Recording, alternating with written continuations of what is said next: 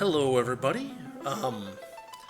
I've been feeling a craving to play through this game for a long time, and the pressure, I think, has become unbearable.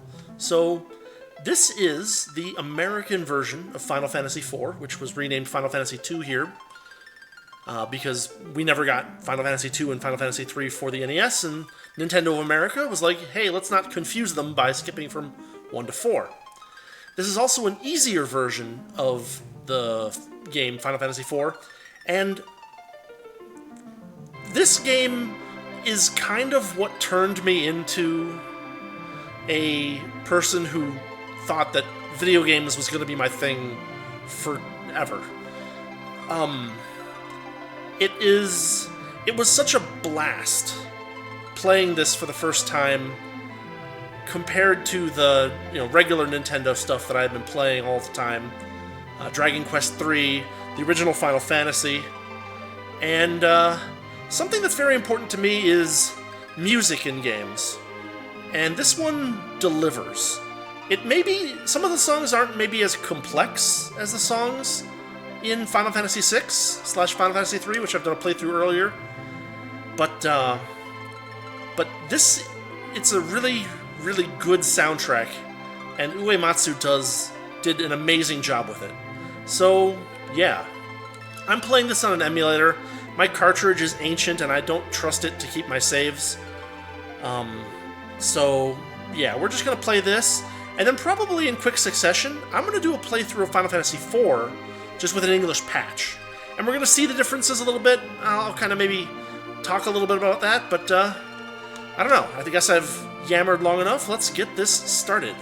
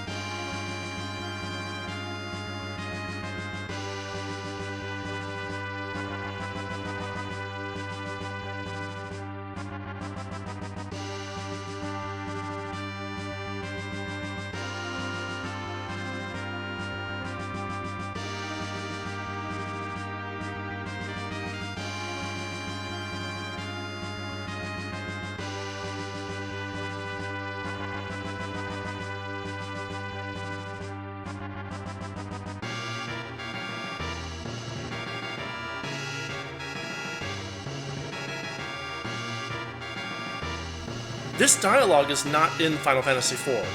They added it to make it more clear what was happening here.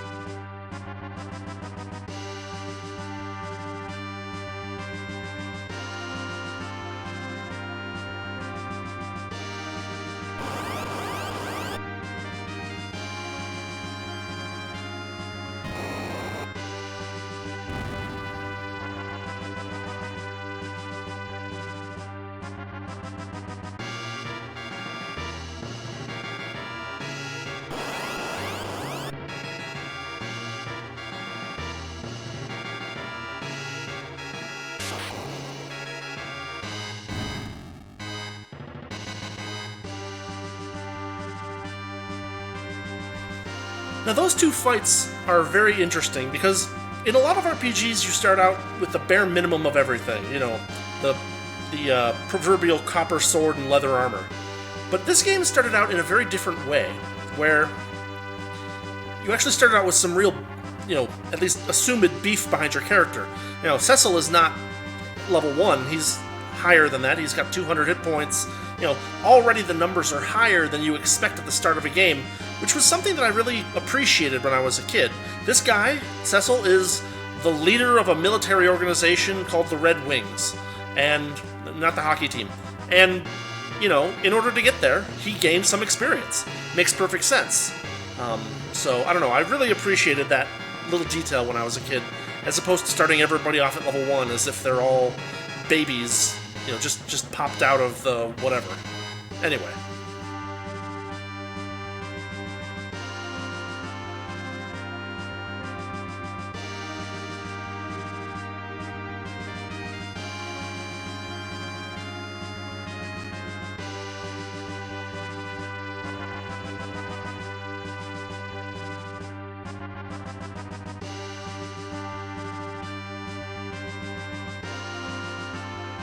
There's something special worth noting here. Look where the shadow of the front one is, and look where it actually lands. The Mode 7 is not quite calibrated properly for that scene.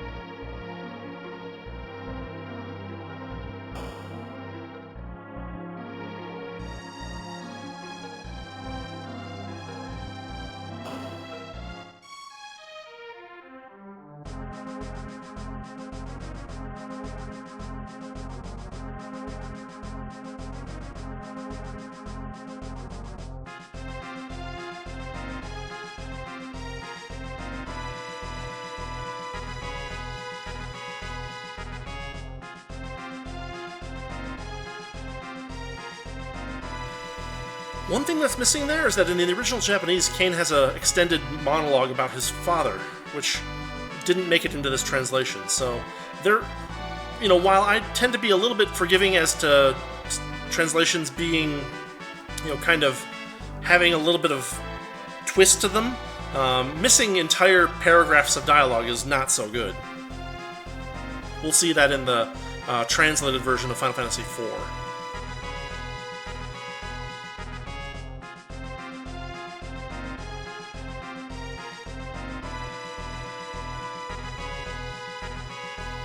One of the things this game gets right, and a lot of the early Final Fantasies got right, is that, yes, NPCs only have a single line, but a lot of games that I've played subsequently still have the, hey, talk to the NPC thing, but then you need to talk to the NPC an indeterminate number of times in order to get all of their dialogue.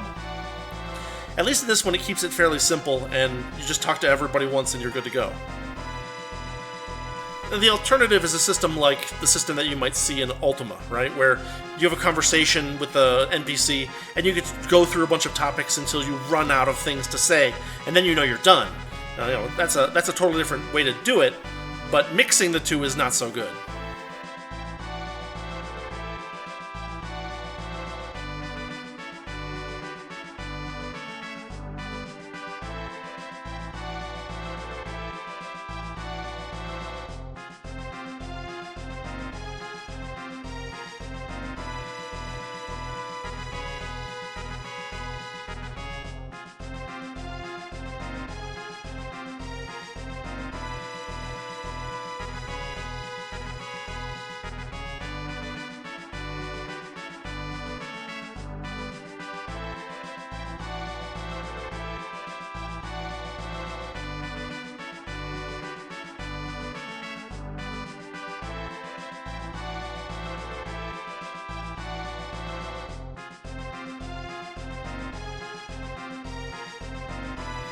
One thing about this line that I think is important, for someone who had only ever played the first Final Fantasy, Rosa becoming a white wizard means that she's also fairly high level compared to the base level, where, in Final Fantasy 1, you had white mage and black mage and red mage, and later on, way later in the game, they transferred over to wizards. So we're already, as a kid, I was seeing that this is not, hey, we're starting from scratch, we're starting from somewhere, and I found that very, very fun. It was a fun idea, I thought.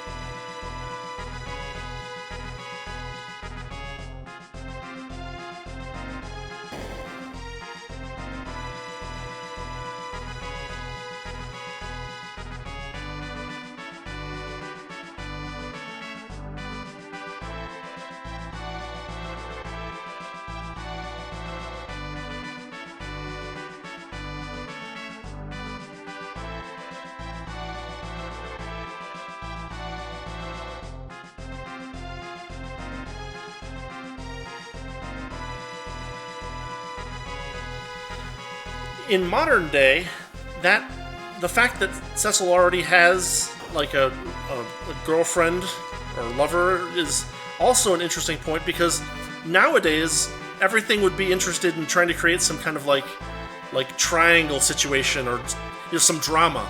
But in fact, he's experienced and in battle, like level 10. and he's already in a relationship that he has no intention of changing. It's a very different place for a character to be at the start of a game as opposed to what came before and what came after, which I find very interesting.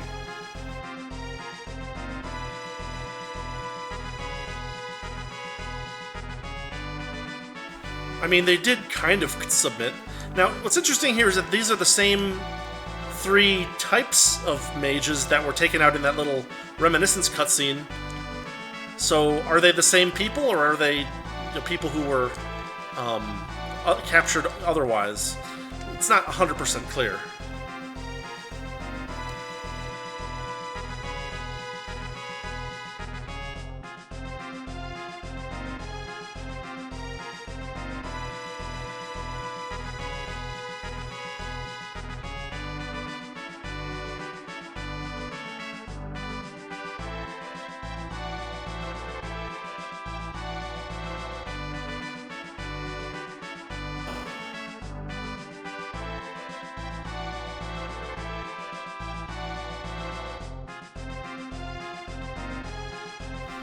Here's the first appearance of Cid in American Final Fantasy.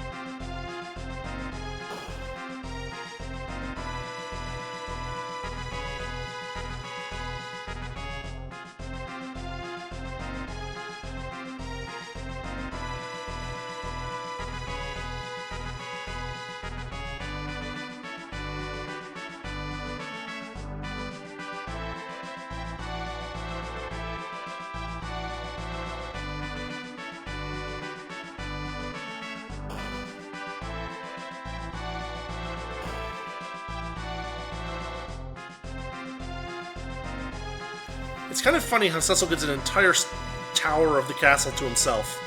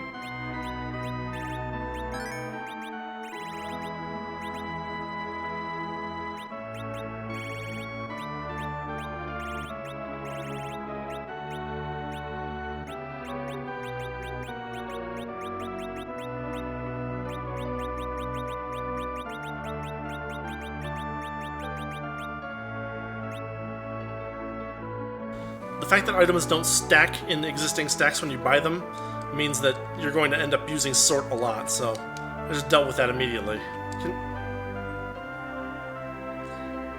Why is she... Okay, thank you. Jeez.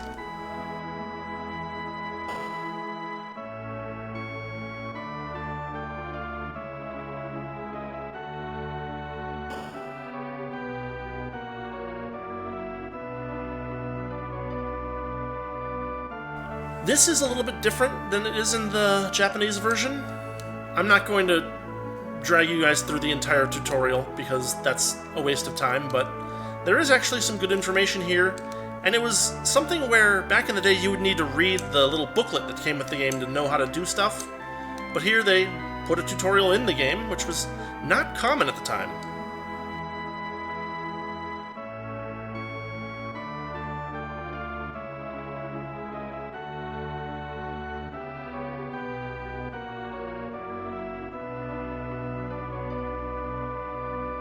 You can see by the number of people there that there's a lot of little hints and tips and stuff, but, you know, since I've played through this game 10 or 15 times, we don't really need that much information.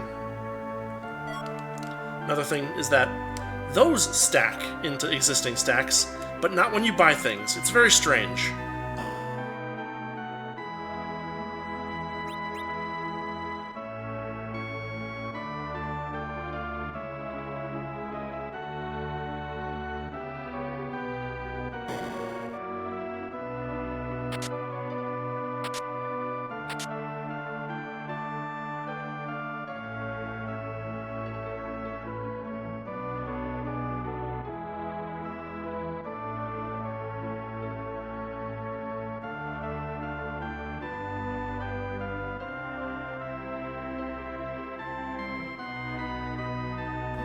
It's funny that everybody seems to be so scared of Cecil, even though he's kind of a well-known figure in the community, and, you know, he doesn't actually do anything mean or evil as far as we can tell.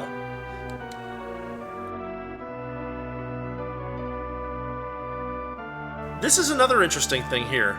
The weapons and armor shops are locked at the start of the game, which means no upgrades to your equipment and no grinding, which is one of the things that Final Fantasy II, the American version, was advertised as. No grinding.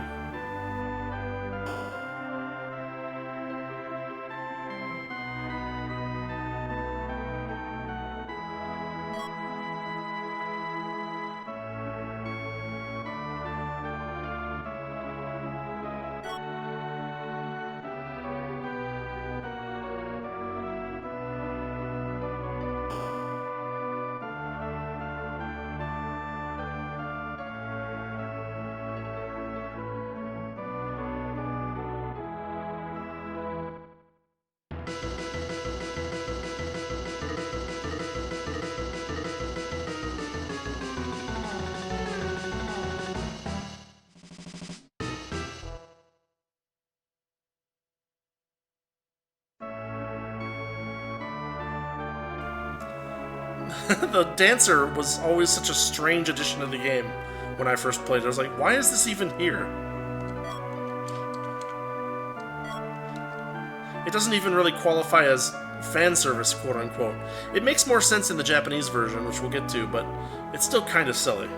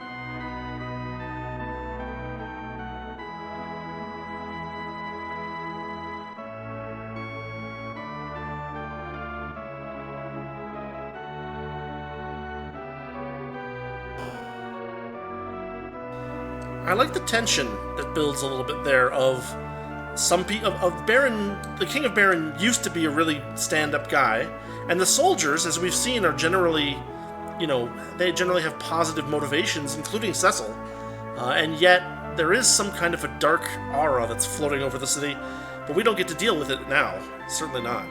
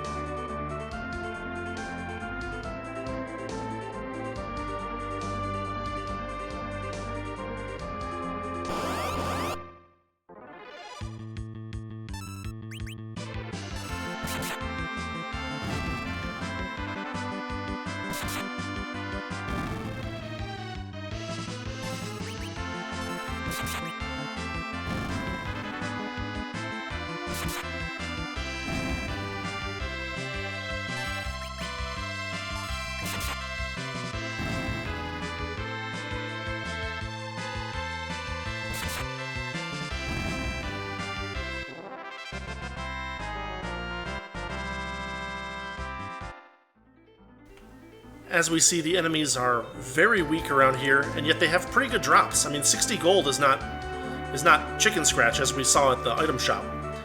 One thing I want to mention before I go into the cave here is that when I first played this game as a kid, the clarity of the MIDI instruments that I used for this, I mean, I didn't know what MIDI was. All I knew was that I'd been playing the NES games, and they were all very chiptune-y. And there are some really, really good chiptunes. Don't get me wrong.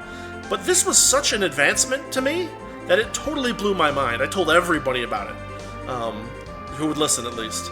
And we're going to see a good example of that in just a second.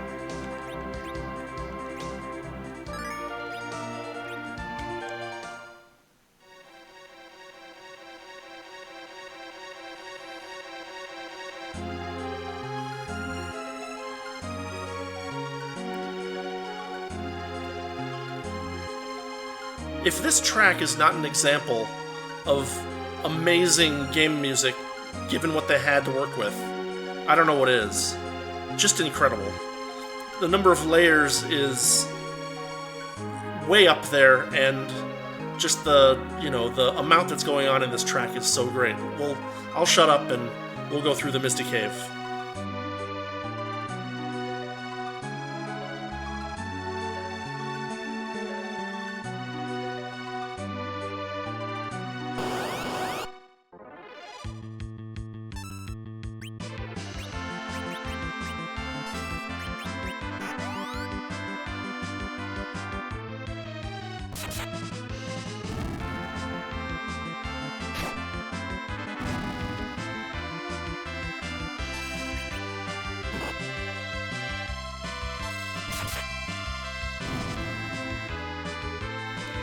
One thing I'll say is that the music in this game is a little bit brass heavy, but they picked pretty good, what would you call it? They picked pretty good samples for the brass instruments in this MIDI set, so I'm not complaining. It's good stuff.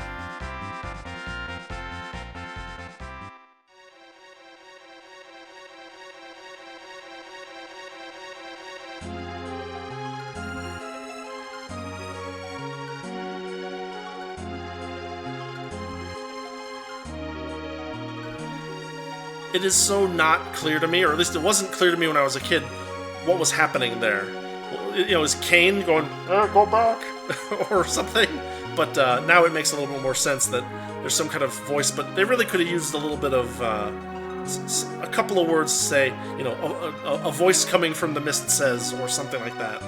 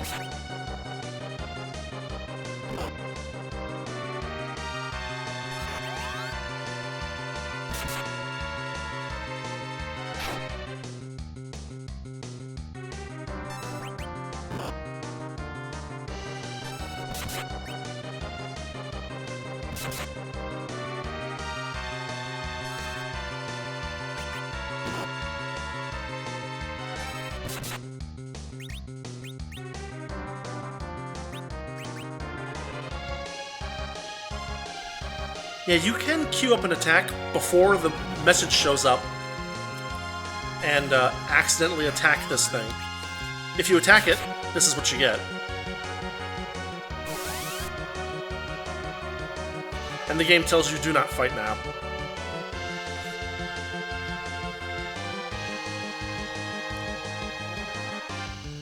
Fortunately, Kane's jumps don't do anything.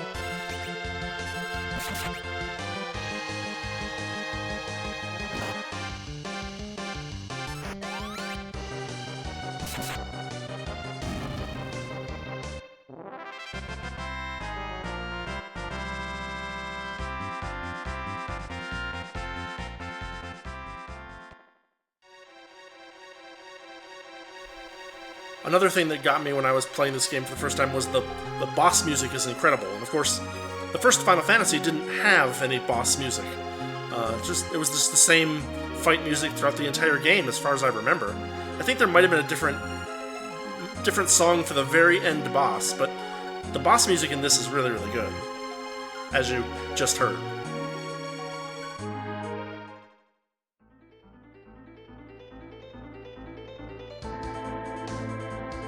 Now, before we head in here, it's important to note that the item that we got from the king in this game is just called a package, right? In Final Fantasy IV, it has a different name, and that different name is a little bit interesting, because in the little bit of text that there is, the question is, how much does Cecil know about what's about to happen?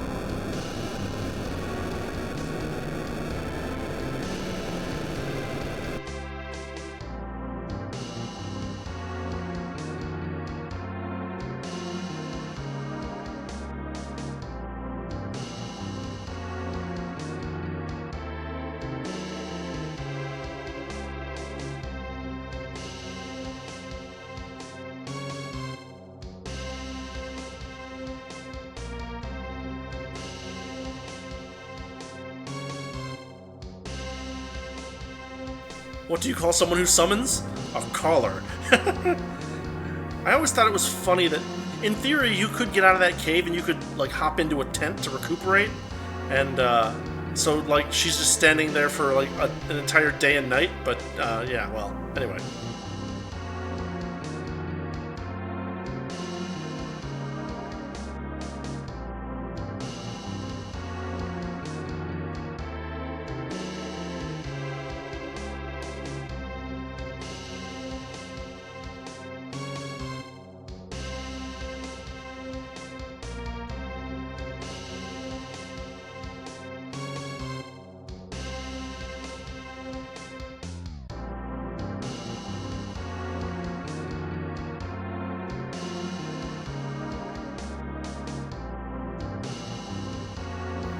That's a tense moment right there.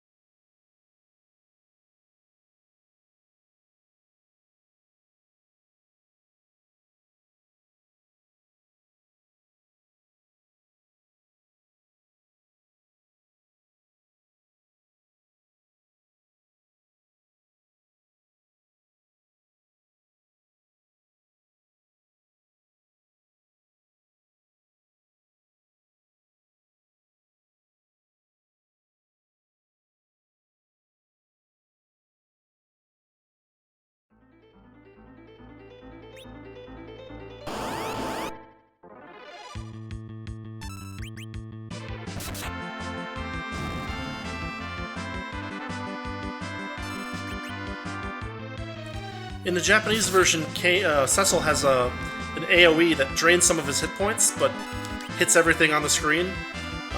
But not in the English version for some reason. It's the one case where there's something that's harder in the English version than compared to the Japanese harder version.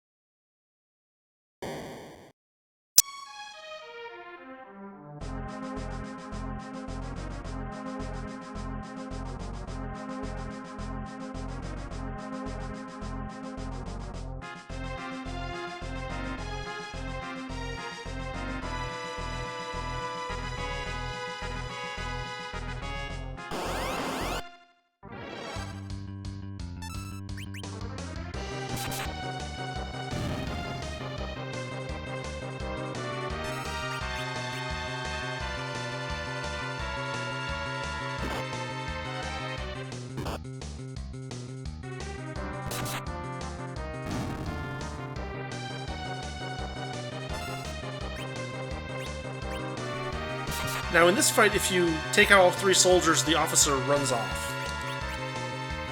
But if you're tenacious and keep attacking the officer, you can take him out first. And then something interesting happens.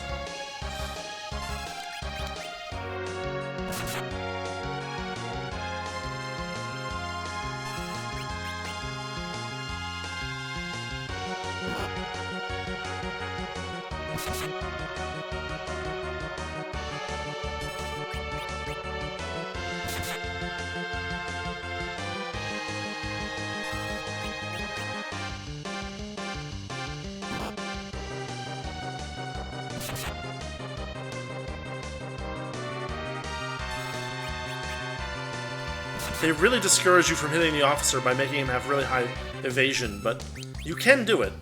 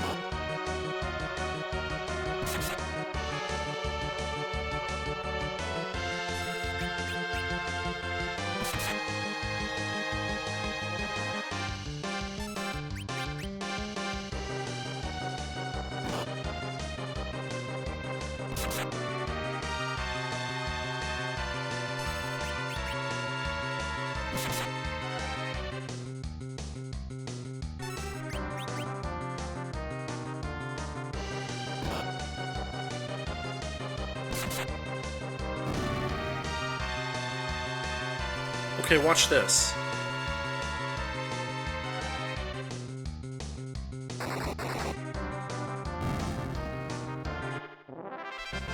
He doesn't run. He literally beats himself up, and that's it. What a strange thing. And if the officer runs away, he does the usual... There's actually a retreat thing that pops up, and then he does the usual kind of turn purple and vanish thing, but that soldier hit himself. And I guess now there's no witnesses.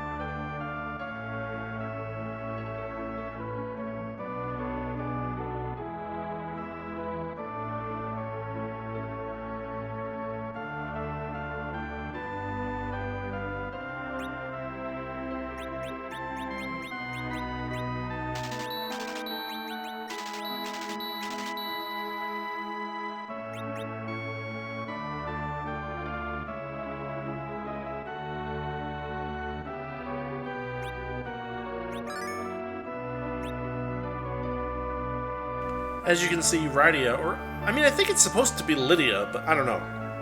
She has 30 hit points and is level 1, so that's why we're going to need those life potions.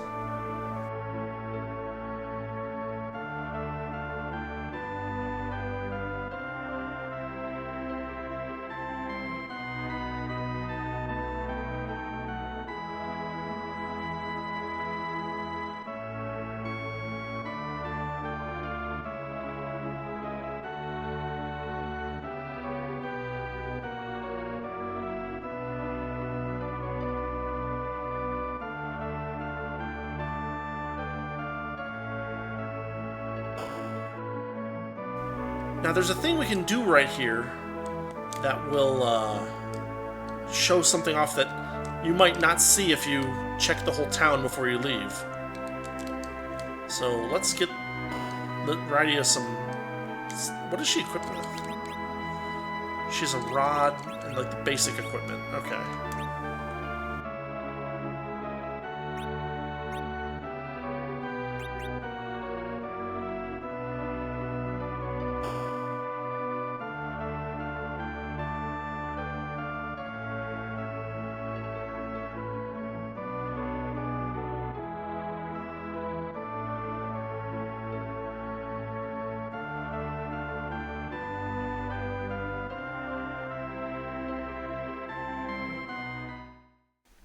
So, without exploring the town, we go visit this cave.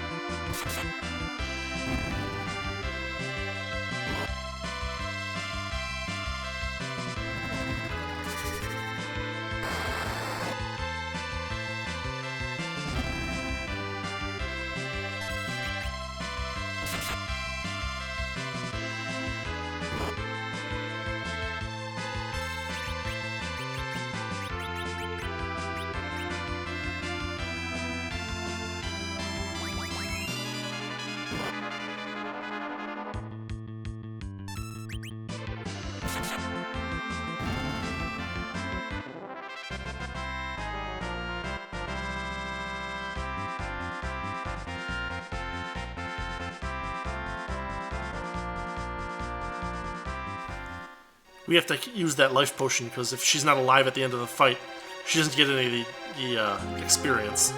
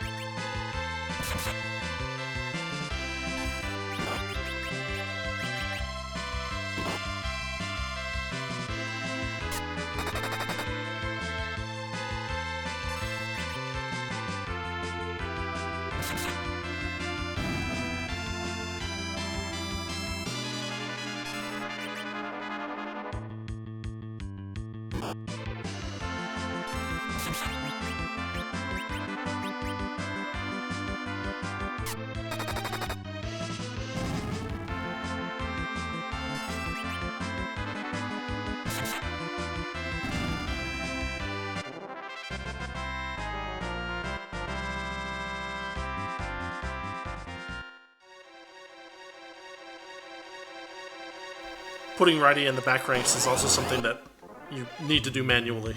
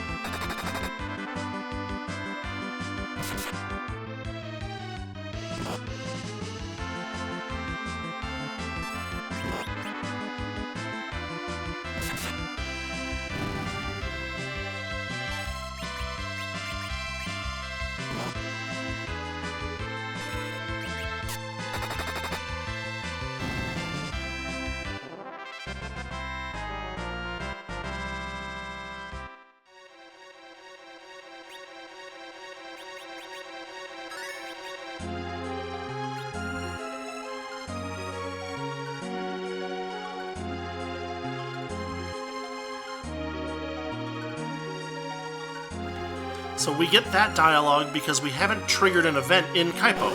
And of course he tells us to go back to Kaipo.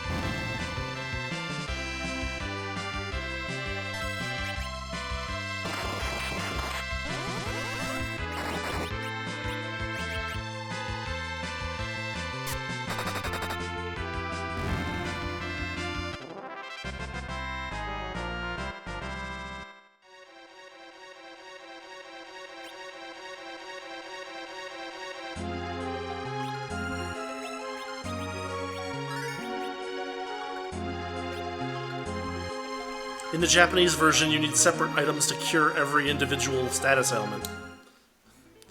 In the easy version, or in the American version, they converted it just a single all-purpose heal potion, which is convenient and also a lot cheaper, because I think they're more expensive in the Japanese version as well.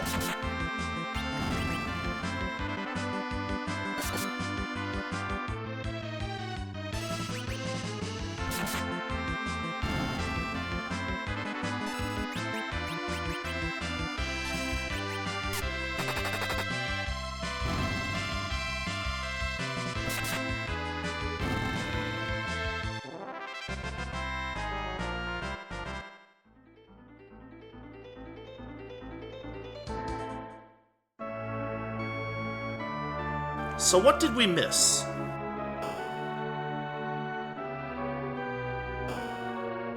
Not the tutorial area.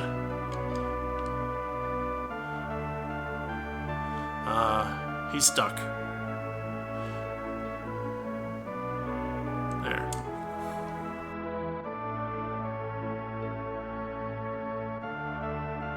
What he says is the clue, actually. He's not talking about Rydia, he's talking about someone else. We also have another dancer.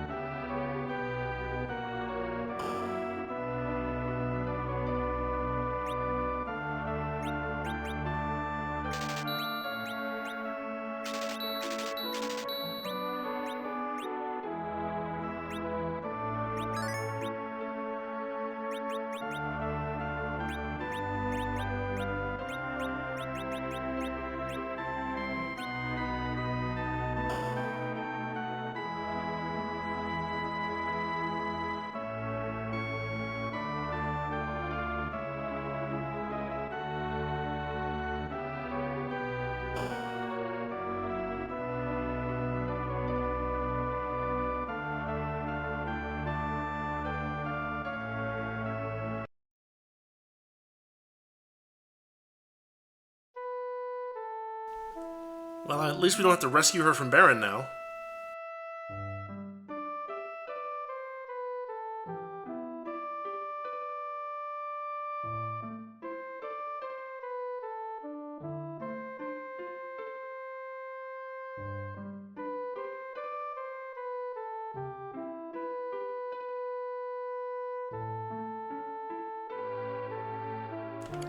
And that's what motivates Cecil and Rydia to go towards Damsayan through that cave.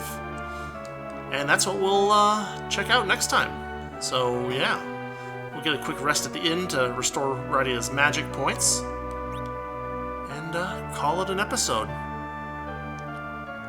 Thanks for watching, and I'll see you next time.